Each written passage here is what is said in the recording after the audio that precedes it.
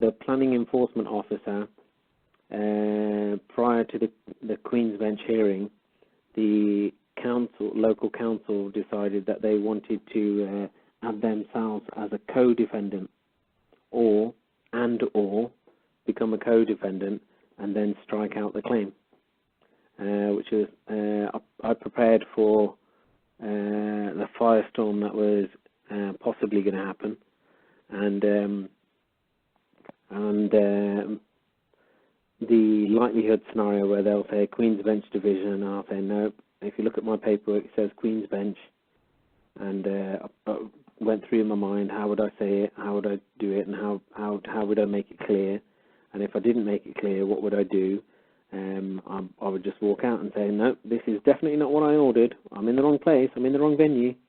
So it started off with their conversation with the barrister. So he hasn't even got himself added in as a co-defendant yet he was given free rein to speak directly to him.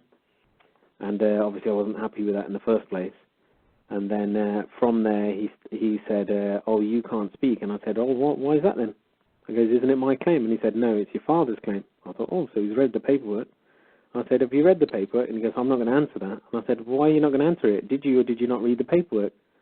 And he said, no, it's not you to ask me questions. I ask you questions. And I said, oh, okay, that's nice.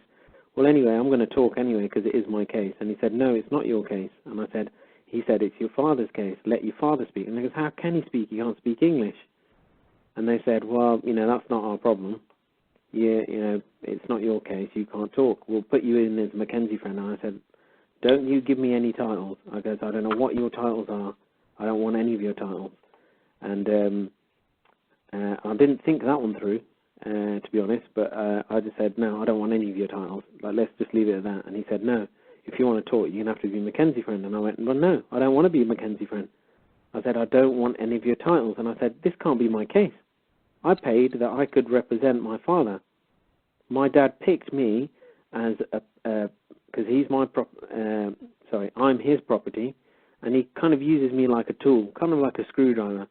You have a flat screw, and then you pick the appropriate tool, and then you use that screwdriver to tie that in. So that's what I'm here for. He's using me to do what he wants me to do. And he said, no, I'm not going to let you. So, we got Karl on the phone. Yeah, I heard you tell the story. Hey, you didn't tell me that the other day that they asked you if you wanted to come in as a Mackenzie friend. No. Yeah, you should. Okay. Yeah. Yeah. I thought about it afterwards when I spoke to you and I put the phone down. I was thinking about it. I was thinking, you know what? That was the right point when I should have just said, yeah, fine, I'll be your bloody Mackenzie friend, whatever the friggin' hell that is. I'll be a bowl of Jello. I don't give a shit, as long as we get the show on the road. Yeah.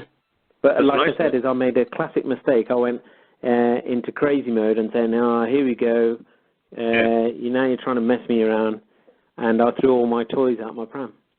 Well, the biggest thing is you guys have a problem with you got this terrible two-year-old the no factor going on. Instead of saying, yeah, I'll conditionally accept that offer to be a Mackenzie friend, as long as it doesn't negate the fact that I am here to present my father's case to the court. That's all.